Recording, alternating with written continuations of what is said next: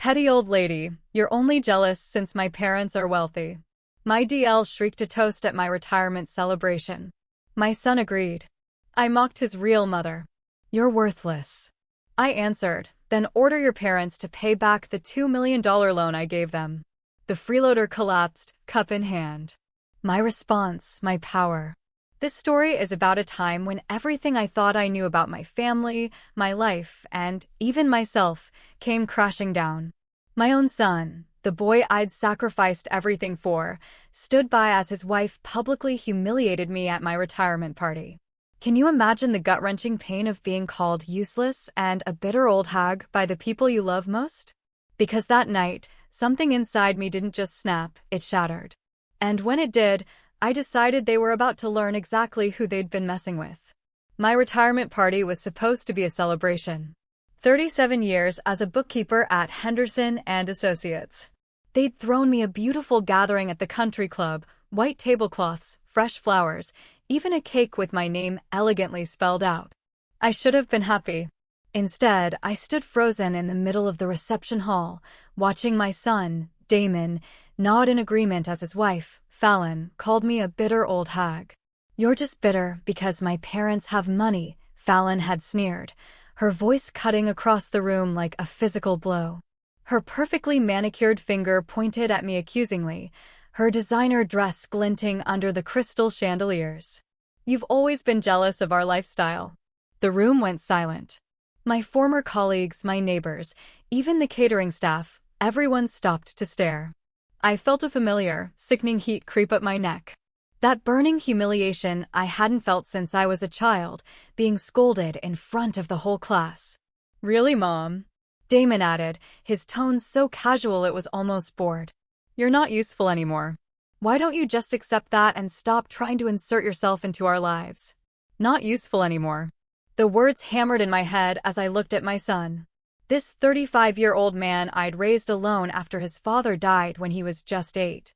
The boy I'd worked double shifts for, the teenager I'd sent to private school, even when it meant I ate peanut butter sandwiches for weeks. Fallon kept going, her voice getting shriller. Honestly, Lorna, it's embarrassing how you try to keep up with us. We know you're struggling financially. Damon told me about your little apartment, your old car.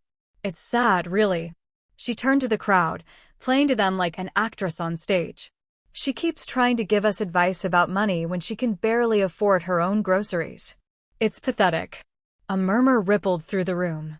I could see the pity in people's eyes, the way they looked away when I tried to meet their gaze. Mrs. Patterson from next door actually shook her head sadly, as if I were some charity case she'd been wondering how to help. That's when something inside me finally snapped. Not the explosive kind that makes you scream or throw things. No, this was the quiet kind. The kind that feels like a door closing permanently. I took a deep breath and smiled. Not the fake smile I'd been wearing all evening, but a real one. The kind that comes when you finally stop pretending. Fallon, sweetheart, I said, my voice carrying clearly across the suddenly silent room. Since you brought up money, I think it's time we discuss something. She rolled her eyes dramatically. Oh, here we go. Another lecture from the $2 million, I interrupted, still smiling. The color drained from her face so fast I thought she might faint. She actually swayed a little, gripping Damon's arm for support. What are you talking about? Damon asked, but his casual confidence was completely gone. I turned to address the room, just as Fallon had been doing. You see, everyone, Fallon's parents needed a rather substantial loan a few years back. $2 million to be exact. They were facing some financial difficulties. Fallon's mouth opened and closed like a fish out of water. You can't. I can and I am, I said pleasantly. The loan was made 3 years ago with very reasonable terms, 5% interest to be paid back over 7 years. Of course, they've only made about 6 months of payments so far. The crowd was staring now, but not with pity anymore. They were looking between Fallon and me with fascination, like spectators at a tennis match. That's impossible, Fallon whispered, her voice cracking. I reached into my purse and pulled out my phone. With a few taps, I opened my banking app and turned the screen toward the crowd. Would anyone like to see the loan documentation? It's all quite legal and above board. Damon stepped closer, squinting at the screen. His face went white as he saw the numbers. Mom, what is this? $2,437,612.18, I said clearly. That's what your wife's parents currently owe me, including the accrued interest they've been ignoring. Fallon made a strangled sound and grabbed the back of a chair to steady herself. This has to be some kind of mistake. You're a bookkeeper. You live in that tiny apartment. You drive a 15-year-old Honda. I do drive a 15-year-old Honda, I agreed. And I do live in a small apartment. But you know what they say about assuming things, dear. The room was dead silent, except for the soft jazz music still playing from the speakers, creating an almost surreal backdrop. You see, I continued, my voice growing stronger with each word, your parents came to me in quite a panic 3 years ago. Their business was failing. They were facing bankruptcy, and they needed capital immediately. They'd heard through mutual friends that I might be able to help. Fallon shook her head frantically. No, no, no. My parents have money. They've always had money. They paid for our wedding. They bought us the house, with my money, I said simply. All of it. Every dollar your parents have spent in the last 3 years came from that loan. Damon sank into the nearest chair, his face pale and confused. But you always said you didn't have much.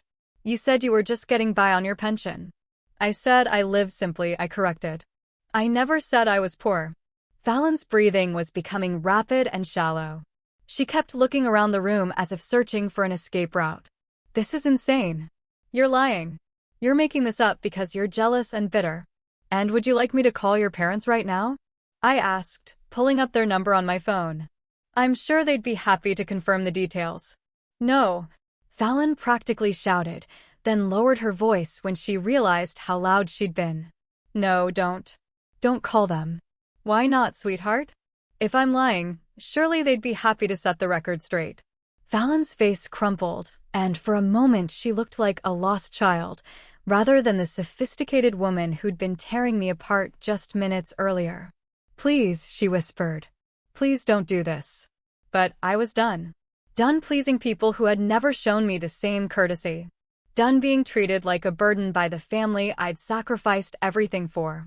I looked around the room one more time, at all the faces staring back at me with new respect and curiosity.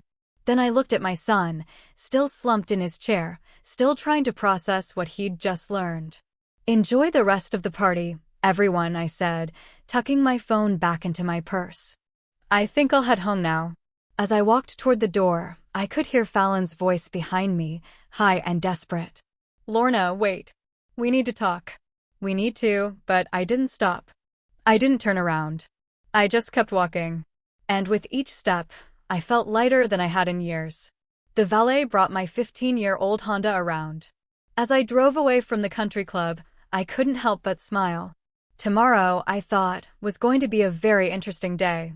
I didn't sleep much that night. Instead, I sat in my small living room with a cup of tea, surrounded by photo albums and financial documents I hadn't looked at in years. The silence felt different now. Not lonely, but peaceful. For the first time in decades, I wasn't worried about disappointing anyone. The photos told a story I'd almost forgotten. There I was at 28, holding baby Damon in the hospital, my face exhausted but radiant. My husband, Robert, had died just 2 months earlier in a construction accident, leaving me with a mortgage, a newborn, and exactly $347 in our checking account. I traced my finger over the picture, remembering that terrified young woman. She had no idea what she was capable of. The insurance money from Robert's death had been modest, barely enough to cover the funeral expenses and a few months of mortgage payments.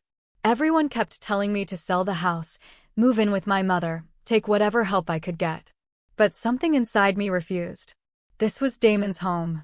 This was where his father had painted the nursery walls blue and built shelves for the children's books we'd never gotten to read together. So, I kept the house and found a job. Not just any job, but a position at Henderson and Associates, a small accounting firm that needed someone willing to work odd hours for lower pay. I started as a receptionist, but I watched everything, learned everything. Numbers had always made sense to me in a way that people didn't. Within 2 years, I was handling the books for 3 of their biggest clients. Within 5, I was essentially running the financial side of the business, while Harold Henderson played golf and made client lunches. He paid me well enough to keep the lights on and put food on the table, but I was building something else on the side. It started small. I'd noticed inefficiencies in the way clients structured their businesses, tax advantages they were missing, investment opportunities they were overlooking. I started making suggestions, quiet recommendations that saved them thousands of dollars. Word spread. Soon I was doing financial consulting in the evenings and weekends, working with small business owners who couldn't afford the big firms but needed someone who understood money. I charged modest fees and delivered exceptional results. My reputation grew.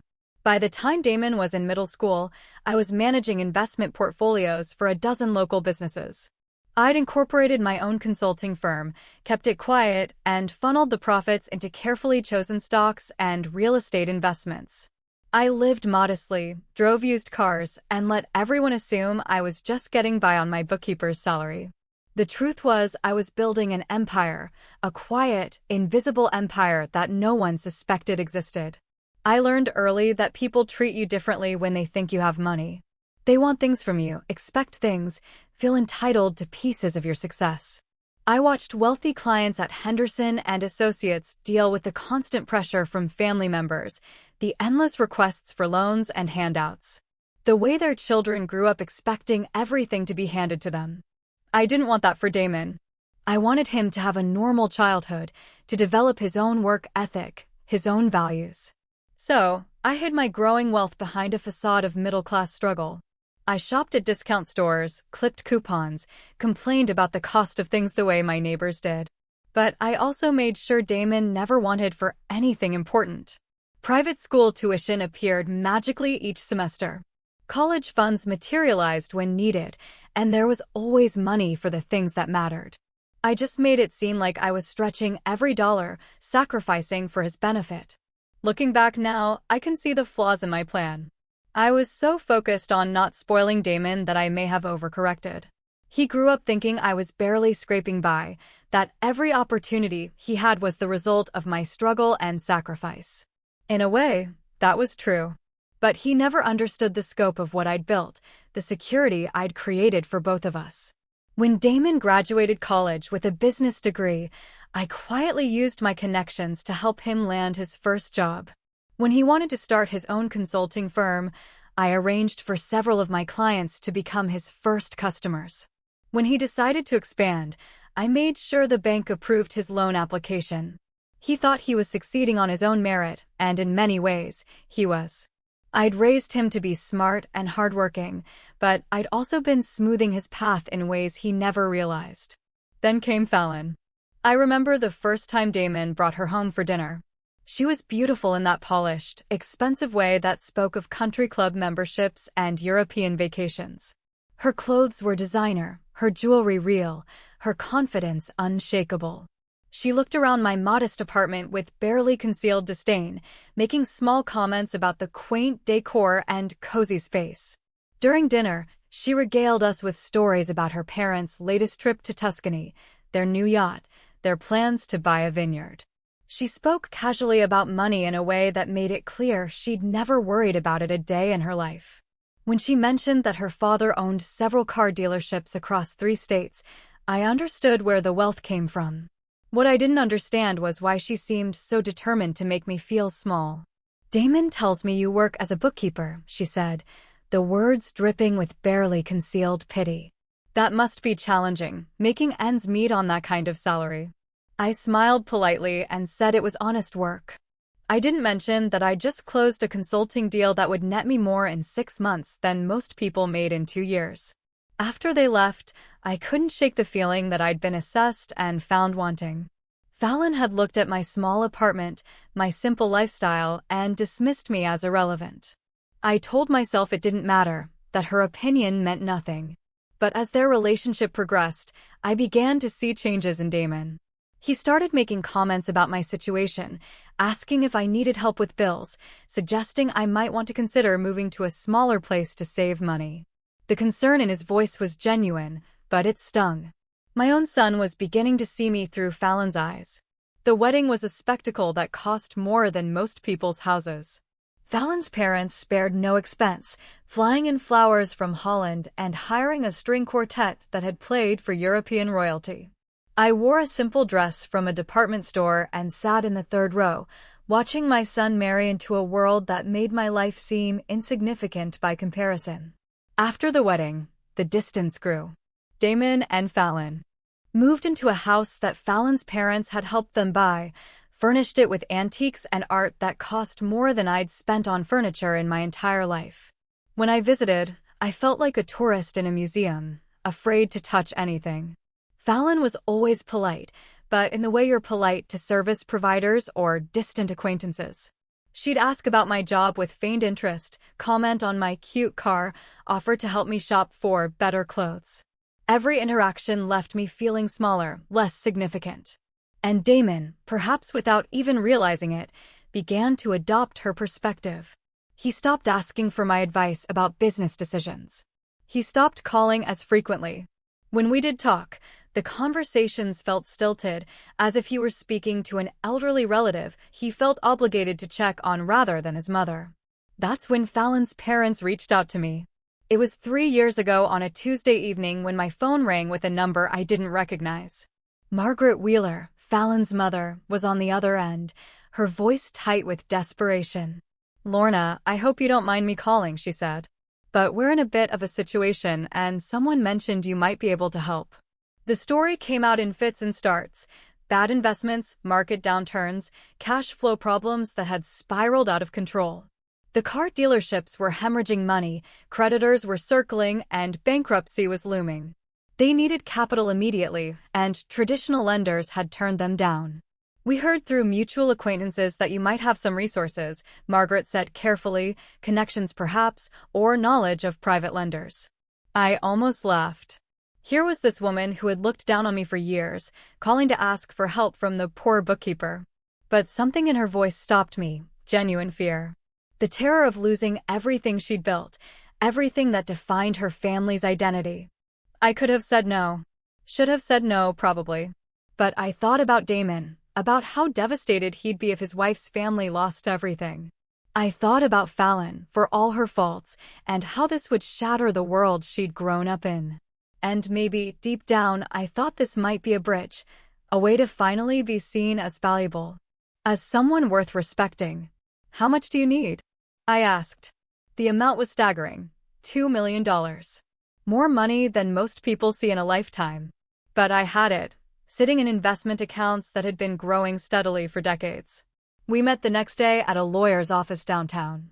Margaret and Richard Wheeler sat across from me, their faces pale with stress and humiliation. The lawyer, a sharp woman in her 50s who specialized in private lending, walked us through the terms: 5% interest payable monthly over 7 years, personal guarantees from both Richard and Margaret, full disclosure to immediate family members about the loan structure. Except there was no disclosure. The Wheelers made it clear they wanted to keep the details private to maintain their dignity and their daughter's respect. I understood. Pride is a powerful thing, and they'd already swallowed enough of theirs to ask for help. So, we structured it as a private investment in their business, with paperwork that would only become relevant if payments were missed. To everyone else, including Fallon and Damon, it would look like the Wheelers had found an angel investor. Not that they were borrowing money from the woman their daughter treated like a charity case. The first few months went smoothly. The payments came on time, the businesses stabilized, and the Wheeler family maintained their lifestyle. Fallon never knew how close they'd come to losing everything or who had saved them. But then the payments started coming late. Then they stopped altogether. Now, sitting in my living room with the loan documents spread across my coffee table, I realized what I should have seen from the beginning. The Wheelers hadn't just been borrowing money. They'd been buying time, maintaining appearances, hoping something would change. And when nothing did, they'd simply decided to ignore their obligations. After all, what could the poor bookkeeper do about it? They were about to find out. The morning after my retirement party, I woke up with a clarity I hadn't felt in years. The fog of hurt and confusion that had clouded my judgment was gone, replaced by something sharper and more focused.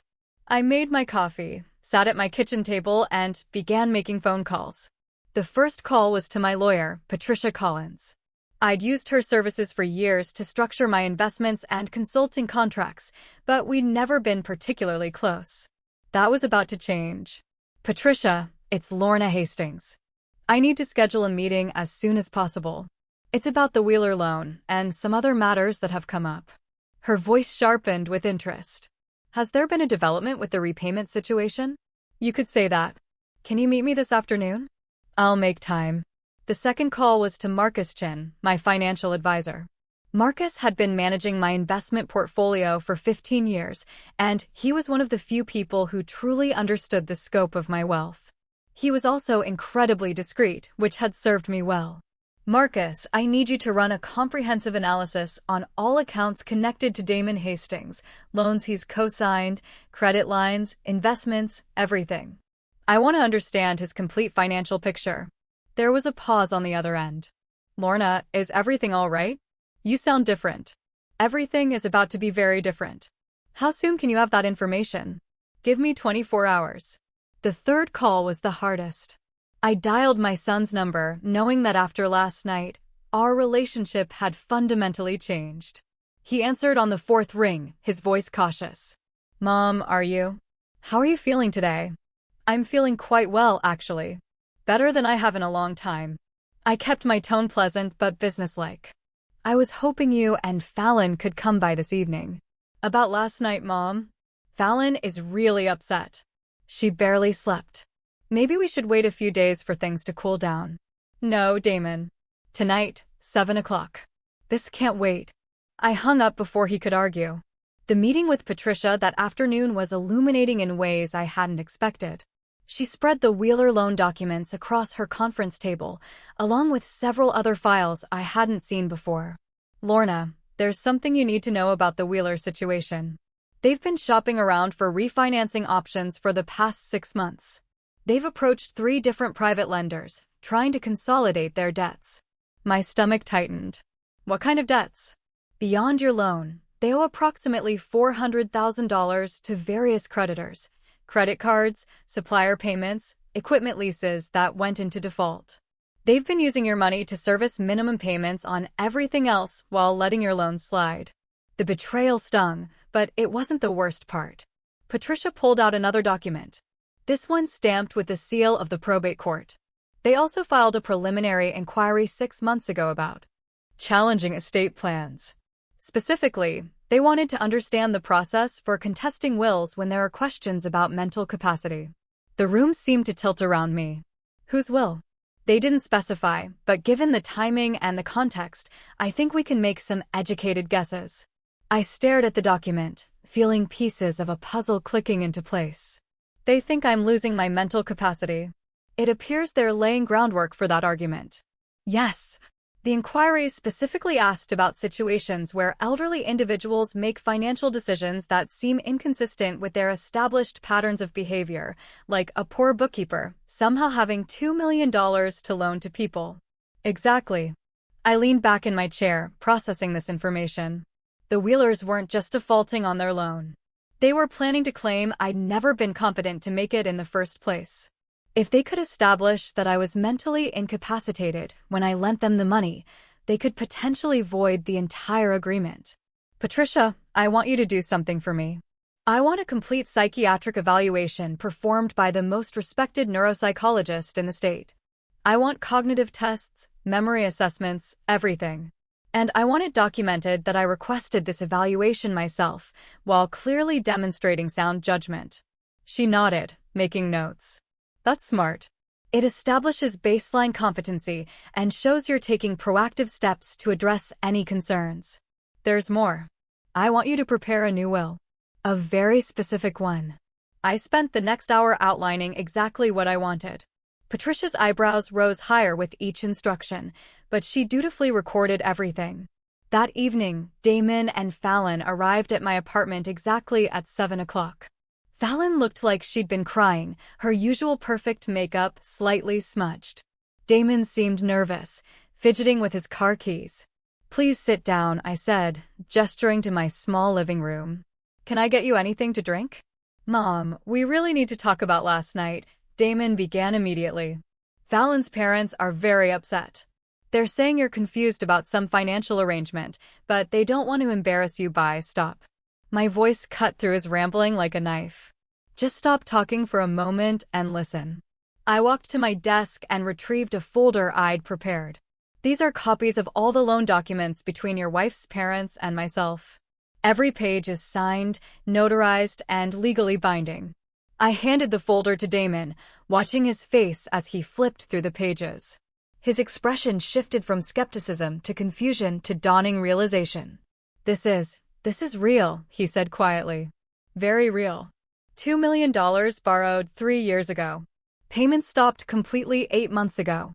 Current amount owed, including interest and penalties, is $2,612,418. Fallon finally spoke, her voice barely above a whisper. How do you have this kind of money? I earned it. Over 30 years of careful investing and business consulting. While you were assuming I was some pathetic old woman barely scraping by, I was building a financial portfolio that would make your parents' car dealerships look like a lemonade stand. Damon set the folder down with shaking hands. But you never said. You always acted like money was tight. You live in this small apartment. You drive that old car. Because I choose to. Because I learned a long time ago that people treat you differently when they know you have money. They start seeing you as a resource rather than a person. I looked directly at Fallon. Your parents came to me because they were facing bankruptcy. They begged me to help them. Promised they would be faithful with payments. Swore this would stay confidential to protect their dignity. I agreed because I thought it would help my son's marriage. Fallon's face had gone completely white. They told me they found an investor, some businessman who believed in the company. I am that businessman, Fallon. I saved your parents from losing everything. I made it possible for them to maintain their lifestyle, to continue funding your expensive tastes, to keep up appearances in your social circle. Damon ran his hands through his hair, a gesture I remembered from his childhood when he was overwhelmed. I don't understand. If you have all this money, why did you let us think? Why did you let me worry about your retirement, your future security? The hurt in his voice almost broke my resolve, but I pressed on. Because I wanted you to love me for who I am. Not what I have. I wanted to know that you valued our relationship, not just my ability to solve your problems with money. And now? Fallon asked, her voice hollow. I pulled out my phone and showed them a recording app. Now, I know exactly what you both think of me. Last night, in front of 50 people, you called me bitter, pathetic, useless. You made it clear that you see me as a burden and embarrassment. I played a section of audio from the previous evening, their own voices filling the small room with their harsh words. Fallon flinched as she heard herself calling me a bitter old hag. I recorded everything, I said simply. The entire conversation is documented. Damon leaned forward, his face desperate. Mom, we were upset. We said things we didn't mean. No, Damon. You said exactly what you meant. You said what you've been thinking for years. What Fallon has been telling you about me. That I'm worthless. That I have nothing to offer. That my presence in your lives is an inconvenience.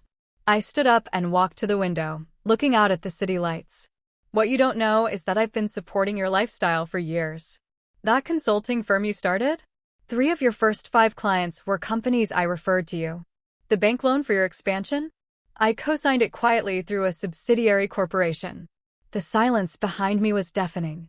That house you live in? I helped structure the financing in ways that saved you hundreds of thousands in taxes and interest. Your retirement accounts, your investment portfolio, even Fallon's jewelry collection. All of it was made possible by advice, connections, and direct financial support that you never knew about. I turned back to face them. Damon looked stricken, while Fallon appeared to be in shock. But here's what's really interesting, I continued, my voice growing colder. I discovered today that your parents haven't just been ignoring their debt to me. They've been actively planning to have me declared mentally incompetent so they can void the loan entirely. Fallon's mouth opened and closed soundlessly. They filed inquiries with the probate court about challenging wills and estate plans. They've been laying groundwork to claim that I was mentally incapacitated when I made the loan, that I couldn't possibly have had that kind of money to lend. Damon stared at me in horror. They wouldn't. They couldn't. They absolutely could. And they were planning to, with your help. What do you mean? I pulled out the final document from my folder. This is a statement prepared by a private investigator I hired. It details conversations you've had with Fallon's parents over the past 6 months about my declining mental state and your concerns about my erratic behavior with money. Damon's face went ashen. That's not. I never said you were incompetent. I was just worried about you, about some of the decisions you were making. Like what decisions, Damon? Like living in this small apartment when you could afford better, like driving that old car, like not taking vacations or enjoying your retirement. It seemed like you were hoarding money irrationally, or maybe not understanding your own financial situation. The pieces fell into place with devastating clarity. So when Fallon's parents needed character witnesses to support their claim that I wasn't mentally competent to make large financial decisions, they had your concerned observations to back them up. I didn't know, Fallon whispered. I didn't know they were planning anything like that. But you knew about the loan. Not at first. They told me last month when you stopped returning their calls about payments. They said you were confused, that you thought they owed you money, but it was all a misunderstanding. I laughed, but there was no humor in it. A $2 million misunderstanding. They said you were getting old. Maybe mixing up your clients' money with your own. They were trying to figure out how to handle it gently without embarrassing you or getting you in trouble. How thoughtful of them. Damon stood up suddenly, pacing to the far side of the room. This is insane. This whole thing is insane. My mother is apparently a millionaire. My in-laws are con artists, and my wife's family has been planning to destroy you legally. That's a fairly accurate summary. He turned to face me, his expression desperate. What happens now? I looked at my son, this man I'd raised and loved and protected, who had stood by and watched his wife tear me apart because he believed I was beneath his notice. Then I looked at Fallon, beautiful and entitled and completely unprepared for the world that was about to come crashing down around her. Now, I said quietly, you both learn what it really costs to treat someone as disposable. The next morning, I began dismantling the invisible support system I'd built around my son's life with the methodical precision of a surgeon removing a tumor. Each cut was clean, calculated, and irreversible. My first stop was First National Bank, where I'd maintained business relationships for over 20 years. James Morrison, the senior vice president, greeted me with the warm familiarity reserved for clients whose portfolios commanded respect. Lorna, wonderful to see you. How was your retirement party? I heard it was quite the celebration. It was illuminating, James. That's actually why I'm here. I need to make some changes to several accounts and credit facilities. We sat in his office, surrounded by mahogany furniture and photographs of James with various local dignitaries. I pulled out a folder containing loan documents and cosigner agreements that Damon had never known existed. I need to remove myself as guarantor from the Hastings Consulting business credit line, I said, sliding the paperwork across his desk. James frowned as he reviewed the documents. This is a substantial facility, Lorna. $750,000. Your guarantee is what made this loan possible. Without it, the loan will need to be restructured based solely on the business's current assets and cash flow, which may not qualify for the same terms or the same amount. That's Mr. Hastings' problem to solve. James studied my face, clearly recognizing that this wasn't a casual business decision. Are you certain about this? Once we process this change, it can't be undone without a complete reapplication process. I'm completely certain. The second stop was Meridian Investments, where Marcus Chin managed my portfolio. His office was more modern than James's, all glass and steel and abstract art. But the conversation was equally straightforward. The analysis you requested is complete, Marcus said, handing me a thick report. Your son's financial situation is more precarious than I expected. I flipped through the pages, seeing my suspicions confirmed in black and white. Damon's consulting business was heavily leveraged, dependent on credit lines I'd guaranteed and clients I'd referred. His personal finances were stretched thin, with mortgage payments on a house that was worth less than what he owed, car payments on 2 luxury vehicles, and credit card debt that had been growing steadily. Without the business income from those 3 major clients, Marcus explained, his cash flow would be negative within 60 days. Those 3 major clients were all companies I'd been consulting with for years, businesses I'd directed to Damon when he was starting out. They'd continued working with him partly out of loyalty to me, and partly because I'd been quietly ensuring their satisfaction by reviewing his work and making corrections when necessary. I want you to contact Reynolds Manufacturing, Berkshire Holdings, and Patterson Logistics, I said. Inform them that I'll be taking over their accounts directly, effective immediately. Marcus raised an eyebrow. That's approximately 60% of Hastings Consulting's revenue. Yes, it is. Lorna, I have to ask. Is everything all right? These seem like very drastic measures. I thought about Damon's words from the previous night. The casual dismissal, the assumption that I was useless. Everything is exactly as it should be, Marcus. My third stop was the most difficult.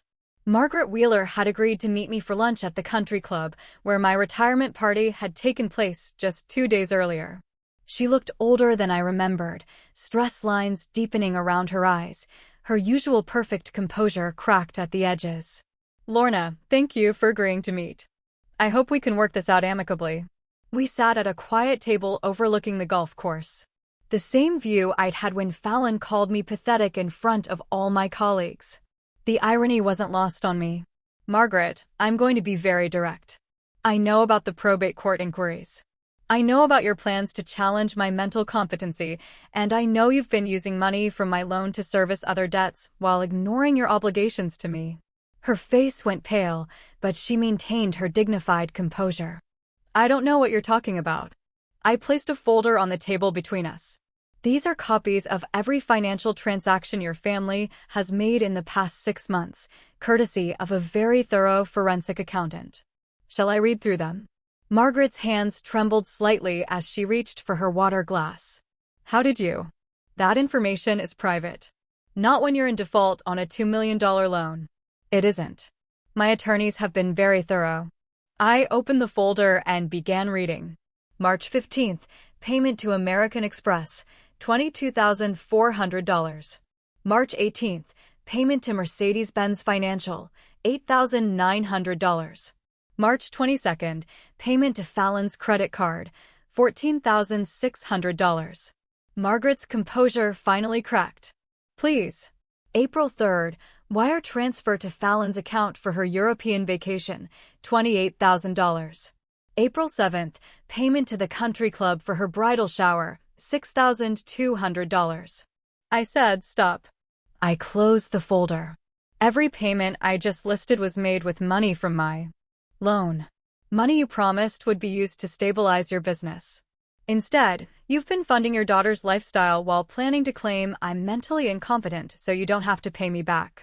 Margaret stared down at her untouched salad. Her voice barely a whisper. We were desperate. The business was failing faster than we expected.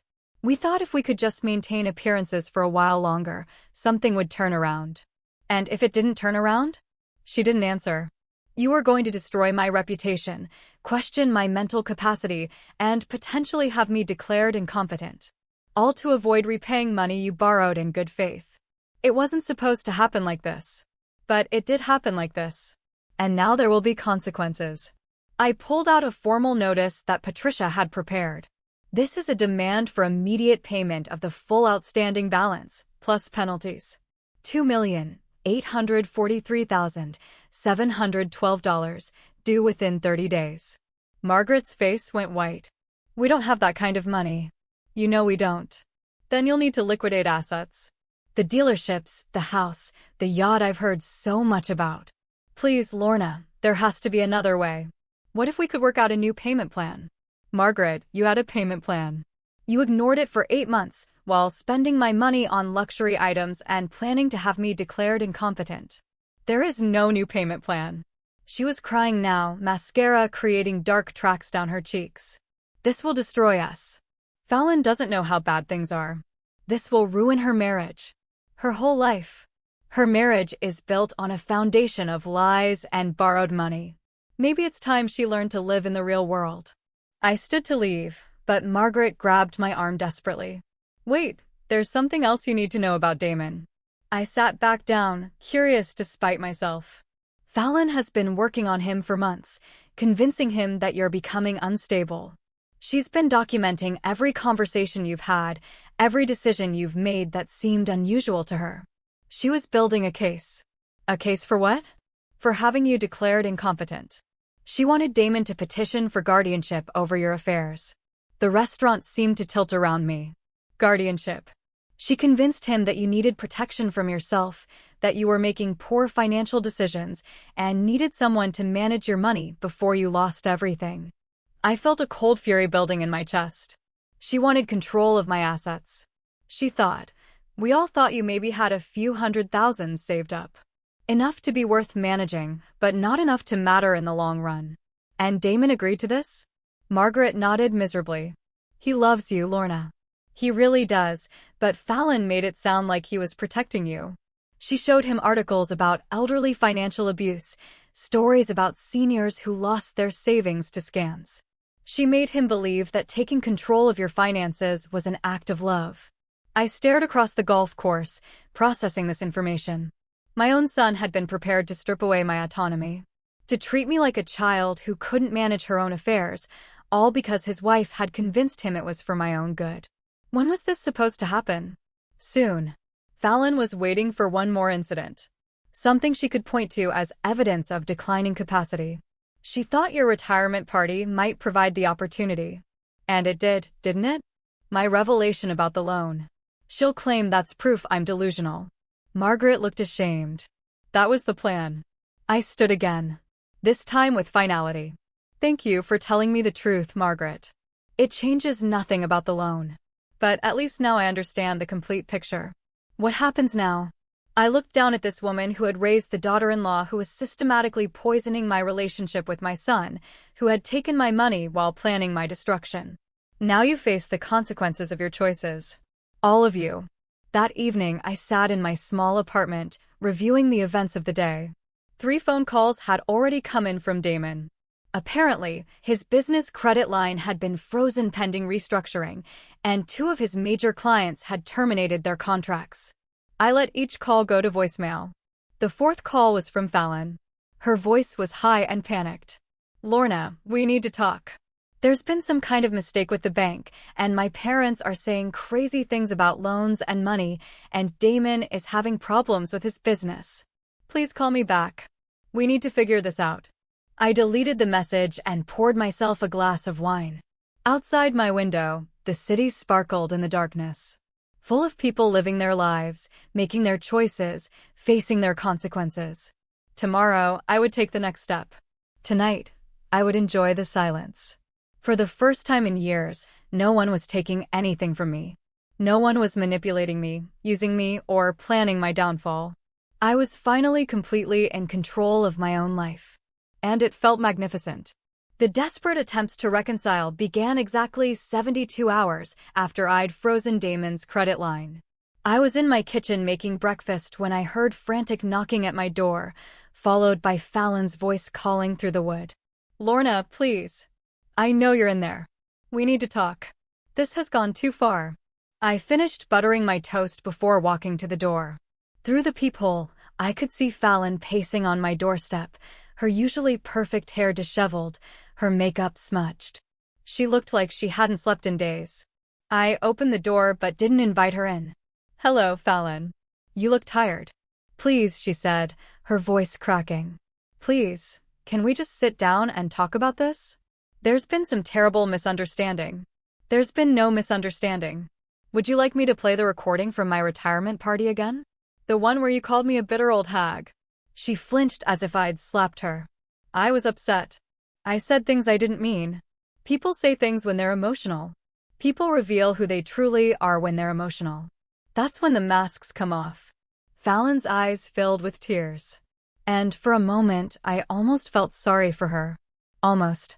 My parents are losing everything, she whispered. The bank is foreclosing on the dealerships. They're talking about selling the house. Damon's business is falling apart. His clients are leaving. His credit line is frozen. We might lose our house too. I imagine that must be very stressful for you. Don't you care? Damon is your son. Don't you care what this is doing to him? I leaned against my door frame, studying this young woman who had spent 3 years treating me like an embarrassing relative she was forced to tolerate. Tell me, Fallon, when you were planning to have me declared mentally incompetent, did you care what that would do to me? Her face went white. I don't know what you're talking about. Your mother told me everything. The guardianship plan, the way you've been documenting my behavior, convincing Damon that I needed protection from myself. You were going to take control of my finances and treat me like a child who couldn't manage her own affairs. Fallon's mouth opened and closed soundlessly. The irony is beautiful, isn't it? You thought I was some pathetic old woman with maybe a few $100,000 you could manage for me. Instead, you discovered I have enough money to destroy your entire family's financial stability with a single phone call. Please, she said again, but the word came out strangled. Please what? Please let your family keep the money they stole? Please pretend that you didn't spend 3 years treating me with contempt.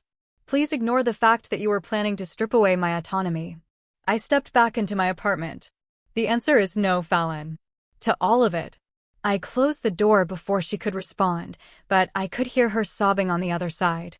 Part of me, the part that had raised Damon alone, that had always tried to be the peacemaker, wanted to open the door and comfort her. But that part of me had died at my retirement party when my own son called me useless. An hour later, Damon arrived. He looked haggard, older than his 35 years, wearing clothes that looked like he'd slept in them. This time, I did let him in, but I didn't offer him coffee or ask him to sit down. Mom, you have to stop this. Whatever point you're trying to make, I get it. You're angry. You have every right to be angry, but this is destroying innocent people. Innocent people? I raised an eyebrow. Your wife was planning to have me declared incompetent so she could control my money. Your in-laws borrowed $2 million from me and then planned to claim I was mentally unfit to have made the loan. Where exactly do you see innocence in any of this? Damon ran his hands through his hair, a gesture so familiar from his childhood that my heart clenched despite everything. I didn't know about any of that. I swear to you, Mom, I had no idea what they were planning. But you did think I was becoming mentally unstable. He was quiet for a long moment. I was concerned about some of your choices, living in this small apartment when you could afford better, driving that old car, not taking vacations. It seemed like you might be having trouble managing your money properly. So, you were prepared to take away my right to make those choices? I thought I was protecting you. From what? From living the way I wanted to live? From spending my money the way I chose to spend it? From making decisions that might hurt you in the long run? I stared at my son, this man I'd raised to be independent and strong, who had been so easily manipulated into believing his mother was incompetent. Damon, I've been managing money successfully for 30 years. I built a consulting business from nothing. I accumulated wealth that you can't even comprehend. I made investments that turned thousands into millions. And you thought I needed your protection. I didn't know about any of that success. You never told me. Because I wanted you to love me for who I am, not what I have. I wanted our relationship to be real. His voice cracked. It is real, Mom. I do love you. No, Damon. You love the version of me that you can feel superior to. The struggling bookkeeper who needed your concern and your management. You don't love the successful businesswoman who's been supporting your career behind the scenes for years. That's not true. I walked to my desk and pulled out a folder I'd prepared. These are copies of every favor I've done for you, every client I've referred, every loan I've guaranteed, every obstacle I've quietly removed from your path. For 15 years, I've been ensuring your success while letting you believe you were doing it all on your own. Damon took the folder with trembling hands, flipping through pages of bank documents, client referral letters, and guarantee agreements he'd never known existed. Why? He whispered. Because I wanted you to have confidence in yourself. I wanted you to believe in your own abilities. But I also wanted to protect you from failure. And now you get to find out what you can actually accomplish without my help. Mom, please. I know I've made mistakes, but I'm your son. Doesn't that mean anything? I looked at this man who shared my eyes and my stubborn chin, who had been the center of my world for 35 years. It means everything, Damon. That's why this hurts so much. Then don't do this. Don't destroy my marriage, my business, my whole life over something that can't be undone. I'm not destroying anything. I'm simply stopping my support. You're a grown man with a college degree and 15 years of business experience. If you can't maintain your lifestyle without secret help from your mother, then maybe that lifestyle was never really sustainable. What about Fallon? She made mistakes, but she loves me. She's pregnant, Mom. I felt my heart skip a beat. What? She's 8 weeks pregnant. We just found out yesterday. She's terrified about what's happening with our finances, with her parents. The stress isn't good for the baby.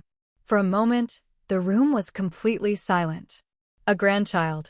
Another chance at family, at love that wasn't tainted by manipulation and greed. Then I remembered Fallon calling me pathetic. Damon agreeing that I was useless. The guardianship papers that would have stripped away my autonomy. Congratulations, I said quietly. Mom, please, for the baby's sake, can't we find a way to work this out? I walked to the window, looking out at the city that had been my home for so many years. Somewhere out there, Margaret and Richard Wheeler were probably meeting with bankruptcy attorneys. Somewhere else, Fallon was crying over bank statements and foreclosure notices. I'll make you a deal, I said finally. Damon's face lit up with hope. Full repayment of the Wheeler loan within 60 days. $2,843,712. His face fell. You know they don't have that kind of money. Then they'll need to liquidate assets. Houses, businesses, investments, jewelry, everything. That will leave them with nothing. They'll have their health and their freedom. That's more than they were planning to leave me with. What about my business? What about the guarantees you withdrew? Your business succeeds or fails based on your own merit now. No more help from me. And us? What about our relationship? I turned back to face him, memorizing his features as if I might never see him again. That depends entirely on you, Damon. Whether you can love and respect the real me. Not just the version you thought you could control. He was crying now. Silent tears streaming down his face. I never wanted to control you. I thought I was helping. I know you did. That's what makes this so tragic. After he left, I sat in my quiet apartment as the afternoon faded into evening.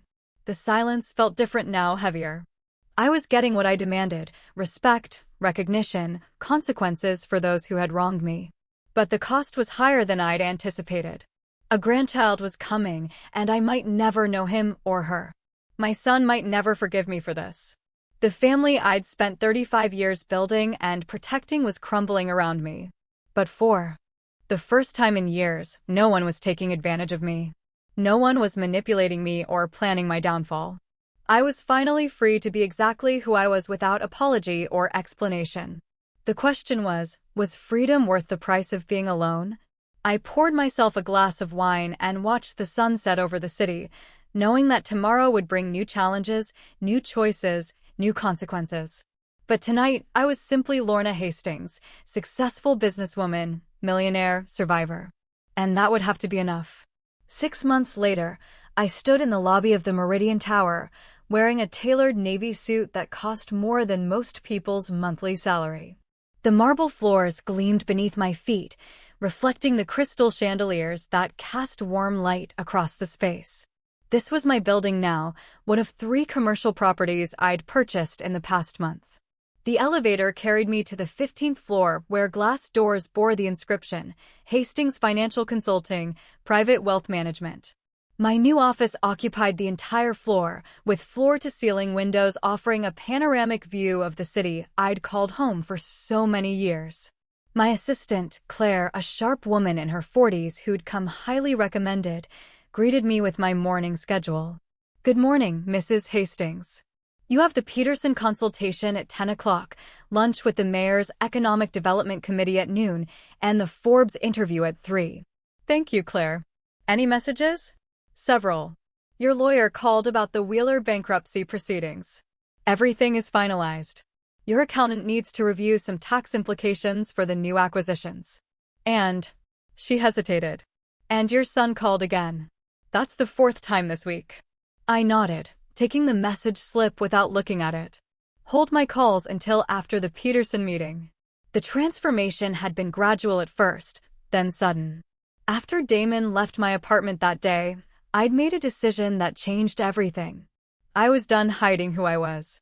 Within a week, I'd hired the best image consultant in the city, updated my wardrobe, and had professional photographs taken.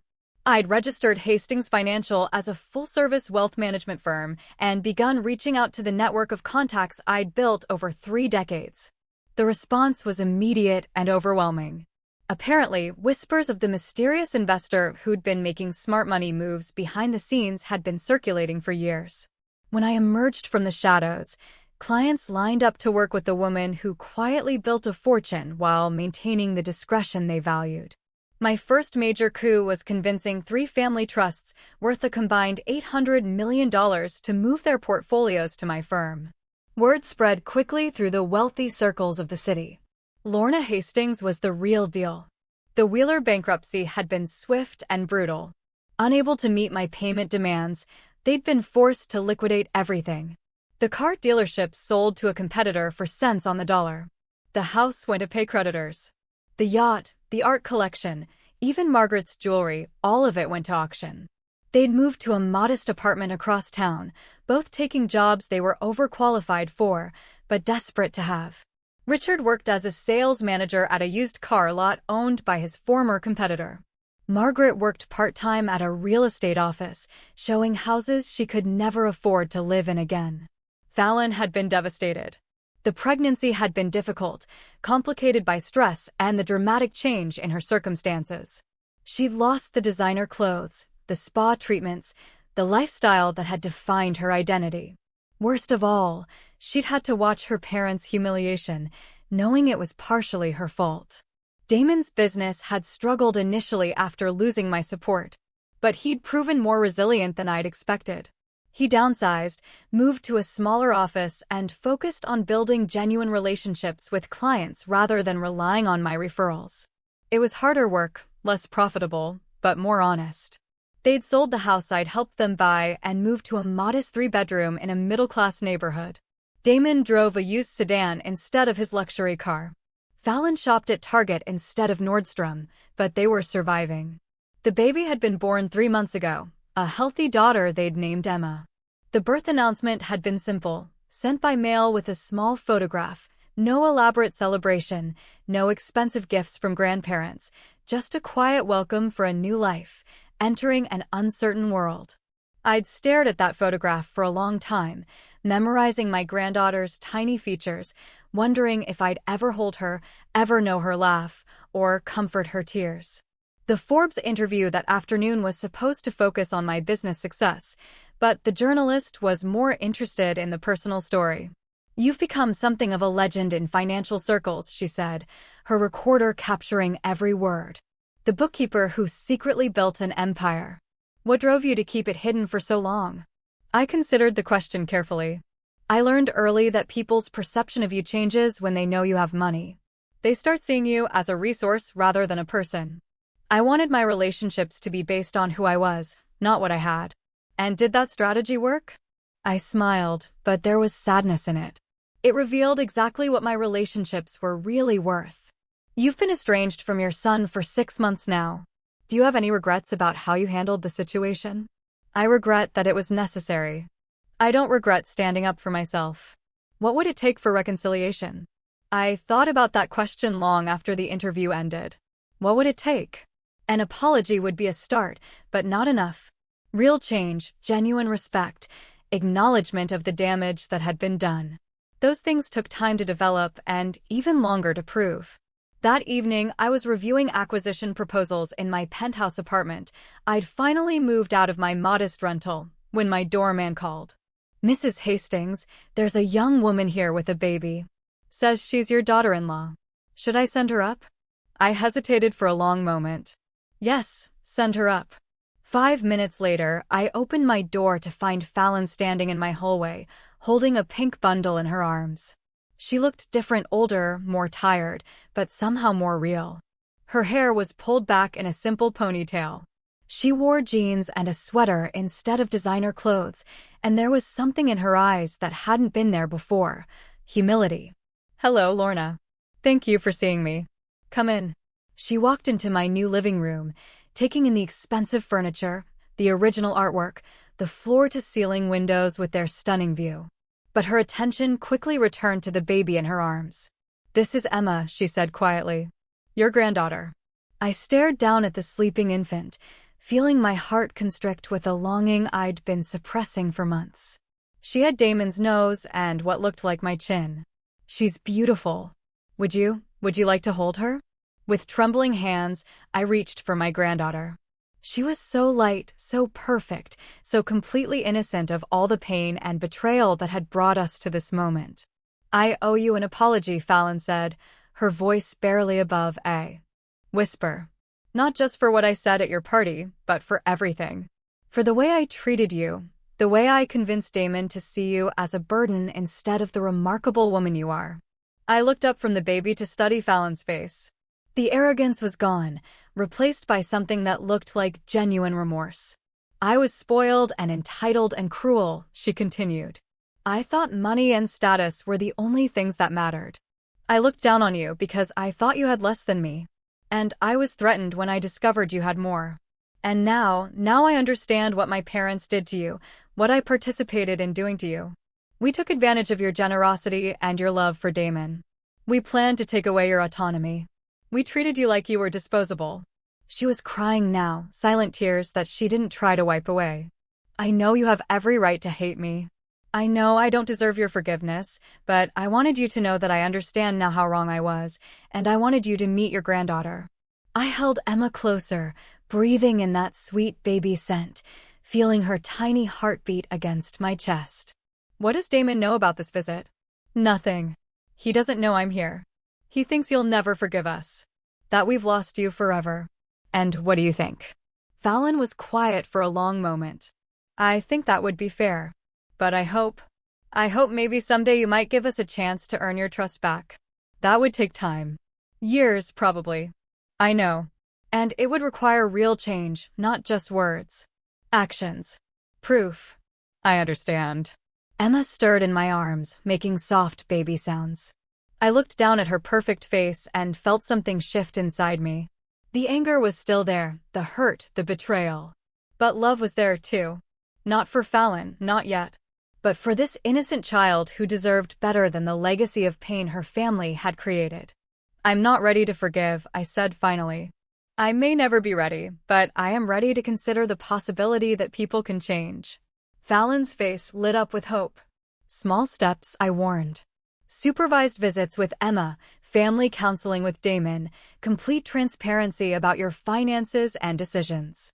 And if there's ever another betrayal, any attempt to manipulate or take advantage, it ends permanently." "Yes," she said immediately. "Yes, absolutely. And Fallon, I'm not the same woman who used to hide her success to make others comfortable. I won't pretend to be less than I am ever again. If we're going to rebuild this relationship, it will be with full honesty about who we all really are." She nodded, wiping her tears. "I wouldn't want it any other way." As she prepared to leave, I made a decision that surprised even me. "Fallon." She turned back, hopefully. "Tell Damon he can call me. Not to apologize or make excuses, but to talk about Emma. About being grandparents. About what comes next." Her smile was radiant. "I will. Thank you." After they left, I stood in my beautiful apartment, surrounded by all the symbols of my success, holding a small pink blanket that still smelled like baby powder. The silence felt different now, not empty, but full of possibility. I'd learned that liberation wasn't just about breaking free from those who'd wronged me. It was about choosing who to let back in, on what terms, and with what expectations. Tomorrow, Damon would call. We would have difficult conversations about trust and forgiveness and the long road back to being a family. It wouldn't be easy, and there would be no guarantees. But for the first time in months, I felt something I'd almost forgotten: hope. The city sparkled beyond my windows, full of people making their own choices, facing their own consequences, rebuilding their own lives. And somewhere in that vast tapestry of human experience, my granddaughter was sleeping peacefully, dreaming baby dreams in a world where her grandmother was finally, completely, authentically herself. That was enough. That was everything. Now, I'm curious about you who listened to my story. What would you have done if you were in my place? Have you ever faced something like this? Tell me what you think. I really want to know. Thank you for watching. Take care.